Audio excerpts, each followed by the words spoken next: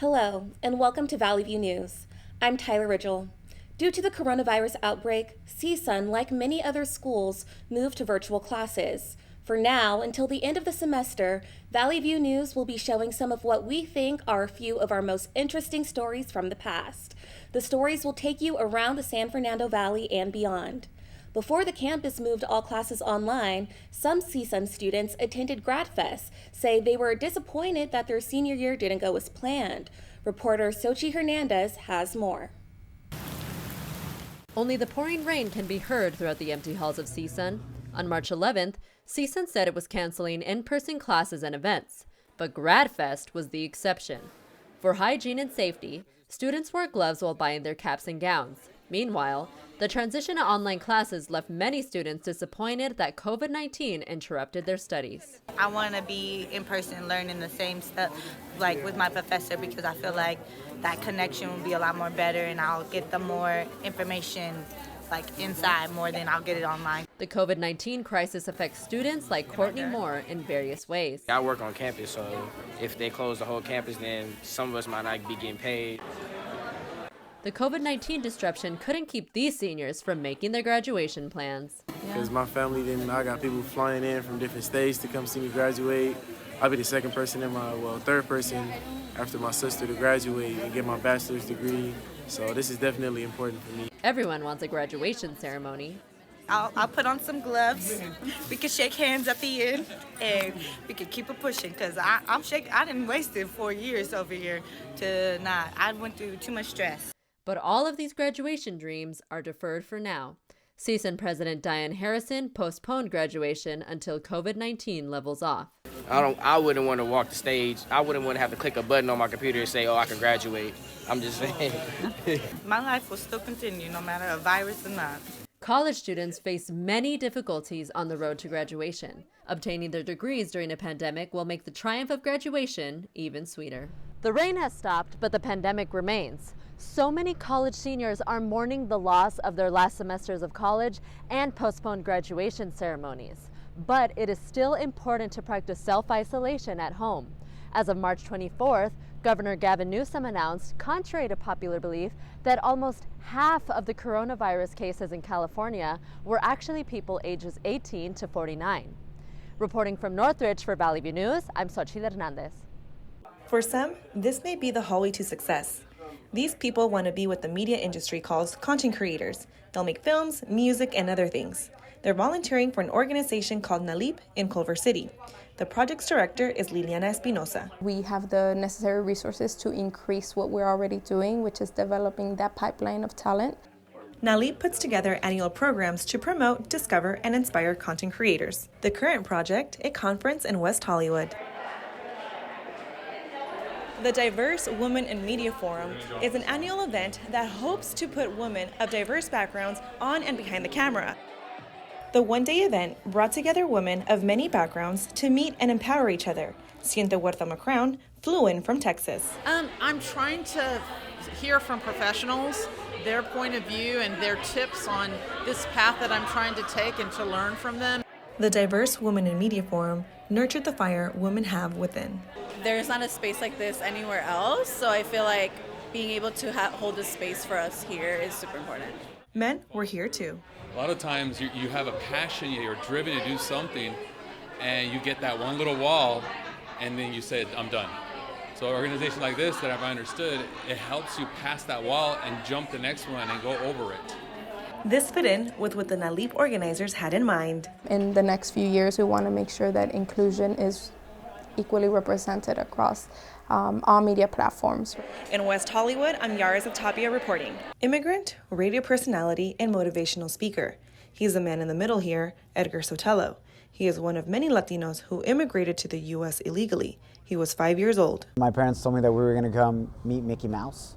And I was like, I'm down, let's go, vámonos, right? So the only mouse I met was the one living in the garage with us. Through all the hurdles, Edgar received a bachelor's from Cal Poly Pomona and a master's from Azusa University. He took the leap to move to New York and do English radio. Not a lot of Latinos. Definitely had been no Mexicano to do a top 40 radio show in English in New York before. And it was like, let's open up this path. Sotelo uses his platform and the radio station, similar to this one, to inspire people. Luis Vasquez, a CSUN student and DACA recipient, has heard Sotelo on the radio and is inspired by his trajectory. I want to do a lot of work with civic advocacy journalism. That's what I like to call it. I want to represent the population that I'm from, an immigrant population. I want to advocate for them through journalism. I want to use my platform to fight for people's rights. Vasquez, like Edgar Sotelo on the radio, both say they want to help people, immigrants in particular. In Studio City, Yara's at Tapia reporting. Today, the city of Los Angeles is replacing Columbus Day with its first annual Indigenous Peoples Day. Hundreds gathered in Grand Park to recognize and celebrate Native Americans. Tosh Montana performed at the event and says today is a historic day. I'm so happy because this used to be Christopher Columbus Day. I'm just happy that they're actually having a day to honor us, the people who were here first. LA County is home to the largest population of Indigenous people. Natives say events like these are very important. They say it helps preserve their culture and brings communities together. Well, I think when people who are not Native American think about the idea of Native Americans, they think about it in the past, like we're not here still. And I think it's important for us to come together as a group, as a family and as a union. It's really nice. The all-day event featured live music from the Black Eyed Peas and Native American artists. Taboo from the Black Eyed Peas spoke to the crowd and thanked City Council member Mitch O'Farrell for organizing the event. We are very proud to be representing LA, and we thank the councilman for making this Indigenous Peoples Day happen. And everyone here celebrating. More than 12,000 people showed up outside of Los Angeles City Hall to hear 2020 presidential candidate and Vermont Senator Bernie Sanders.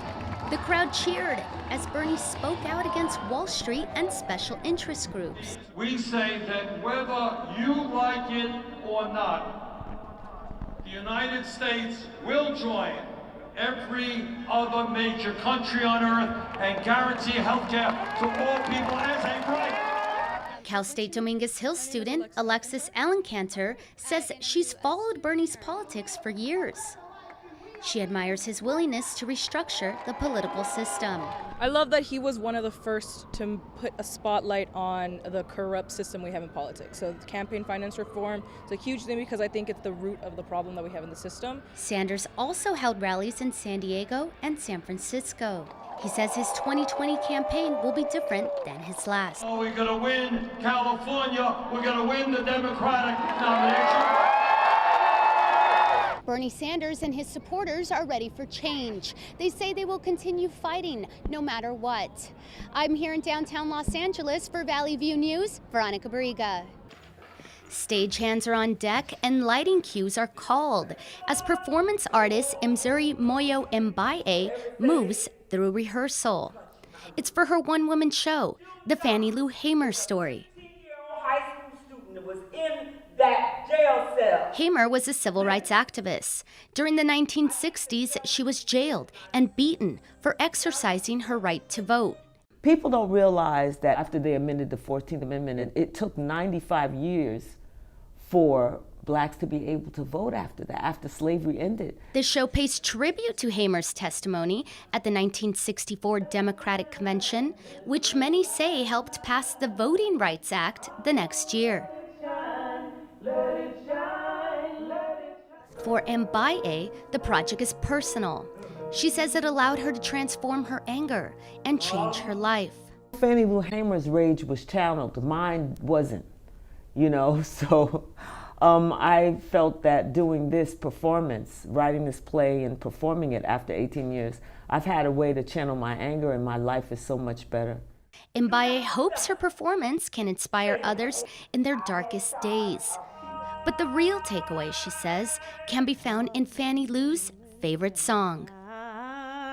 This little light of mine, I'm gonna let it shine.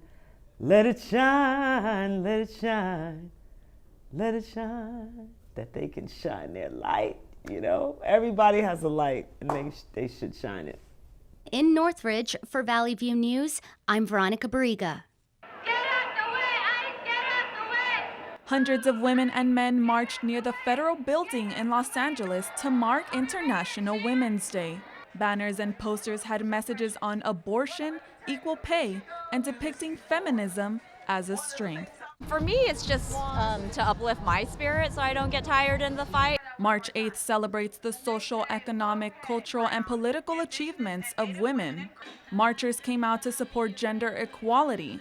This march was also part of the 3rd annual International Women's Strike. Speakers made calls to action on issues affecting young girls and women all over the world. Gloria Martinez is with United Teachers Los Angeles. Let's encourage our girls to love their bodies and their minds. Let's teach our boys to respect both. Participants created art about equality. They also wrote words of encouragement on the street. Institutional love. The International Women's Strike happens in more than 50 countries. They want to create a gender-balanced world. The organizations at this march believe they can reach that goal. Stay ready for the revolution, because without women, there is no revolution. The strike encourages people to bring awareness on issues affecting women all over the world. Reporting in downtown LA, I'm Karina Vargas with Valley View News. In the coming months, Payless Shoe Source will close all 21,000 of its locations in the U.S. and Puerto Rico.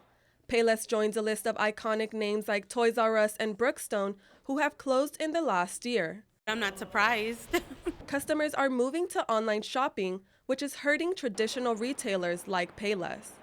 You know, just like Toys R Us and all the other stores, I feel like a lot of bigger companies, online shopping, they're just taking over. Payless is expected to keep their doors open until the end of March before they close for good. Payless started liquidation sales last weekend. They stopped online sales and are directing shoppers to nearby stores.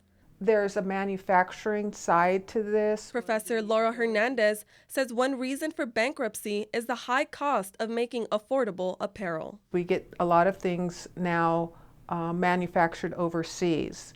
Because it can be done cheaper overseas, I think that impacts our ability to keep stores open here. Customers are shopping at stores that offer a variety of products. Many prefer stores that are one-stop shop. From what I remember about Payless, they don't have a huge selection. It's kind of like one store, and that is what you get. And like you said, Amazon, I feel like there's endless possibilities of things that you can find. I'm Karina Vargas with Valley View News. 6 weeks of rain has taken a lot of trash from LA's streets into the gutters. Clearly marked no dumping, yet a lot of trash still ends up here at Santa Monica Beach. We get an inch of rain in LA, that's about 10 billion gallons of water that rushes from the upper watershed into our storm drains and creeks and straight out to the ocean. The Surfrider Foundation brings volunteers together several times a month to clean up the mess. Nearby at Heal the Bay Aquarium, Director Jenna Siegel says ocean wildlife, including fish and birds, eat the trash that ends up here. There are estimates that about 100,000 marine mammals and about 1 million seabirds are killed every single year. Back at the beach, volunteers dump the trash they've collected into one large pile. They sort items they'll reuse, recycle, or throw away. But volunteers and staff leaders say the solution isn't how much they clean up, but how you consume products. And see how they can maybe cut out some of the things that they're using from things that they might be seeing in their communities and on our beaches. While there are many beach cleanups going on to protect our ocean wildlife and our beaches, volunteers say that banning the use of single-use products is the way to go. Reporting in Santa Monica for Valley View News, I'm Angela Rose. Migrants of the caravan have traveled thousands of miles to claim asylum in the U.S., but have been placed in 2 shelters in Tijuana. At first, there was only one shelter, but rain and sickness led migrants to move to a second shelter, 11 miles away from the border. Miklar Hero says migrants at the second shelter rely on activities and work to help distract themselves from their situation. They'll play card games, they'll start playing soccer, they'll walk around picking up trash, and they'll try to help authorities grab supplies they need. Here at the first shelter, which is right next to the border, there are less activities for people to do in order to help cope with their situation. But they do feel like they are one step closer to claiming asylum and having a brighter future. Bessie Yolandi is a mother who traveled from Honduras with her son. What am I going to do? How am I going to go back? We are too far now. Whether it be poor living conditions, sickness, or hunger, migrants say nothing will make them give up hope. Migrants will wait for months, even possibly a year, to cross this border, which is the one thing that stands between their asylum application and their dreams. I'm Angela Rose at the U.S.-Mexico border for Valley View News. I'll never forget the day our landlord called and said, "Read your lease. No pets allowed." My owner tells him my dog ate the lease, but that didn't work. And now I'm stuck in a shelter. But this pit bull is ready for a new crib. I'm loving, loyal, and play well with others. So don't be intimidated by all my muscles, because the biggest one I have is my heart. That's right, I said it.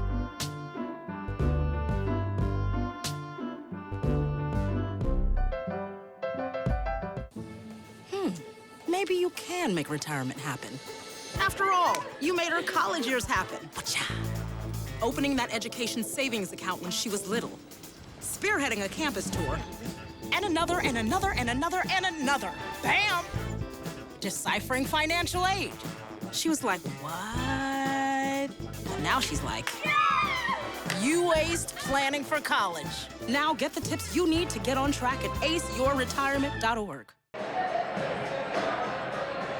In honor of Women's History Month, Art Franta presented its second annual Women's Her Story art exhibition.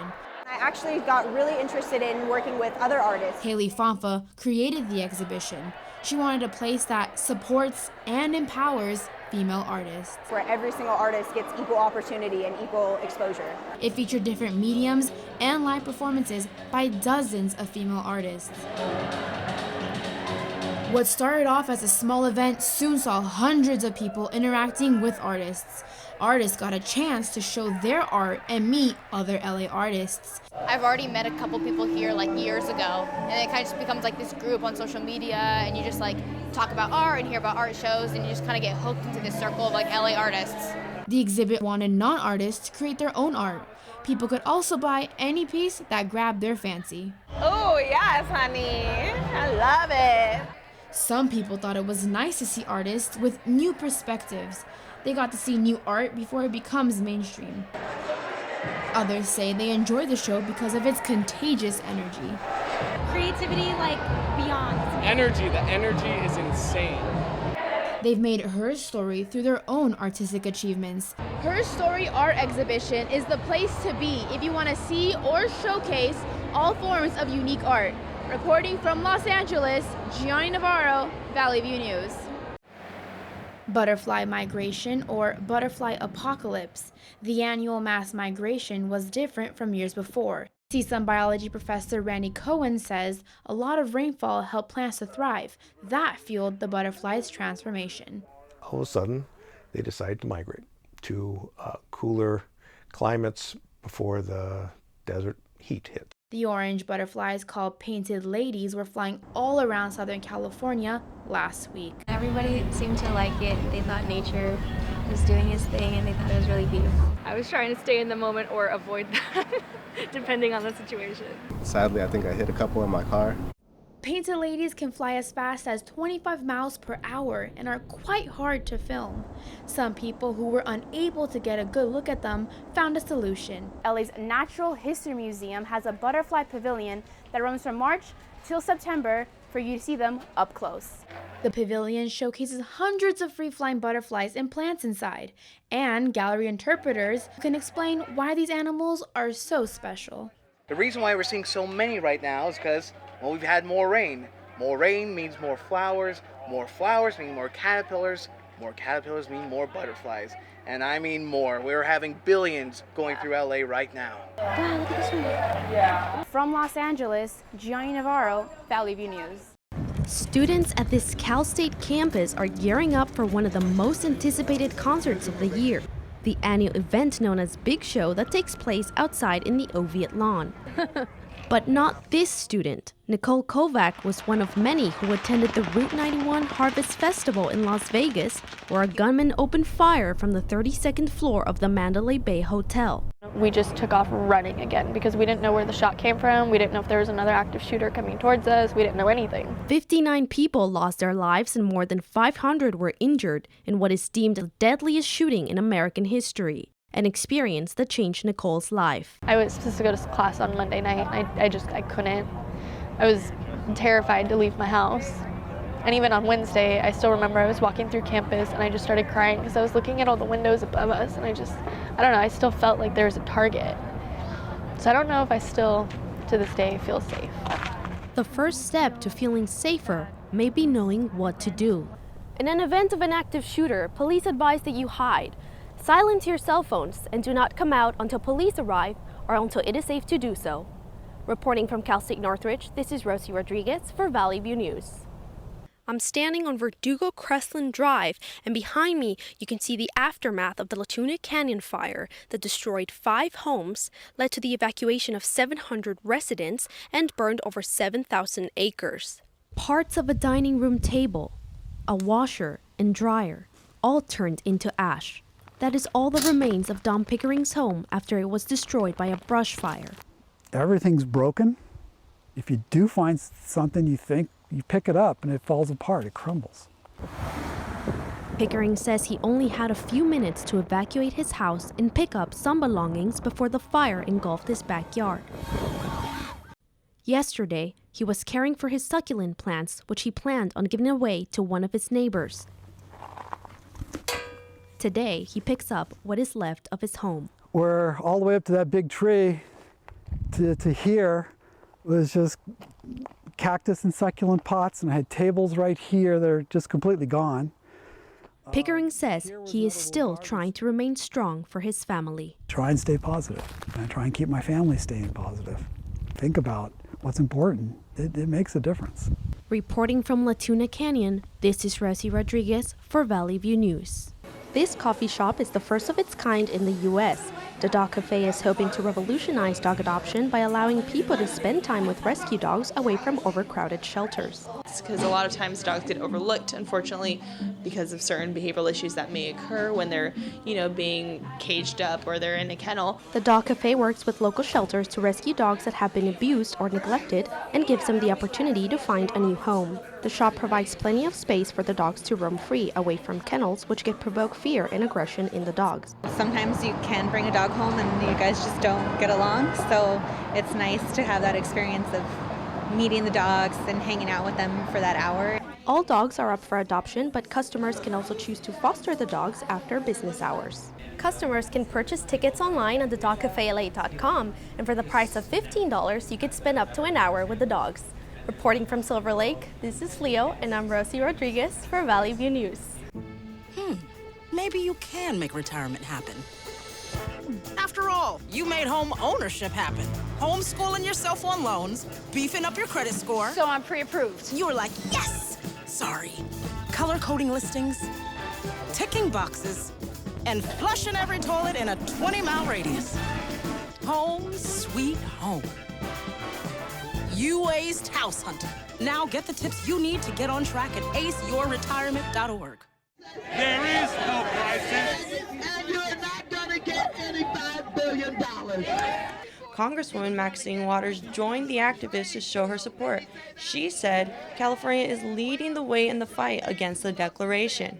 We don't care whether it's a concrete wall, it's a steel wall, or it's a beaded curtain. We're not going for it. Several groups attended the rally, including a Resist Trump group called Indivisible. Vlad Popescu, who helped organize the protest, said they're here to unite and resist. And he's creating fear in order to push his racist agenda. And we're here to say, no, this is a fake emergency, and you're not doing the right thing. Many protesters held signs and posters while chanting, "Fake emergency." LA resident Nancy Villa said she thinks Trump shouldn't be in office. Congress holds the purse strings. He couldn't get what he wanted, and he decided to declare this national emergency. I'm hoping it'll go through the courts and and they'll make it right. California is one of 15 states, including Colorado and New Mexico, who are filing a lawsuit against President Trump's declaration. In downtown LA, I'm Samantha Rodriguez for Valley View News. Lake Elsinore is experiencing its first super bloom in many years. Orange poppies fill the hillsides. The super bloom is a popular tourist attraction. Hundreds of people are visiting the trails. It's also the perfect place to take pictures. I think that's what everyone's doing. I'm looking around, everyone's just like snapping. Ernie Malero drove 2 hours to get the perfect shot. It was awesome. While many visitors were taking pictures of the flowers, some did yoga with the flowers. Others just admired them. Illustrator Scott Brazy says he came to the super bloom to paint the poppies. He says this is a rare occasion. Getting a chance to see like a natural phenomenon like this in person and then record it, you know, how not just what it looks like through a picture, but like how I see it and how I feel about it is just like a special moment, I think. Visitors are also seeing painted ladies flying through the hillsides of Walker Canyon. Yeah, that's an extra special treat. Michelle Salmon and Gary Lynch say the migration of butterflies is what makes this super bloom special. I've lived here my whole life, which is a long time. I'm getting old, and I've never seen that, so it's really nice. As you can see, there are millions of poppies throughout the hills. The super bloom has attracted hundreds of people all over Southern California to visit the famous flowers. In Lake Elsinore, I'm Samantha Rodriguez for Valley View News. Our California coastline is starting to look less like a vacation spot and more like a dump. Volunteers say one reason for the mess is one word: plastics. We learned today that microplastics are actually becoming a very big problem. So plastics will get smaller and smaller and be washed out into the ocean. There's plastic and other trash here in the ocean, but there is also danger here in the sand. Officials closed Dockweiler Beach last summer when 2,000 pounds of debris washed ashore. The trash included tampons and hypodermic needles. The organization called Heal the Bay says leaving trash in the streets creates urban runoff. The catch basin will go down and meet with underground pipes and channels. It'll meet with rivers and streams, and then it will flush out into the ocean. The 3 most common pieces of trash found in California beaches are cigarette butts, bottle caps, and of course, plastic.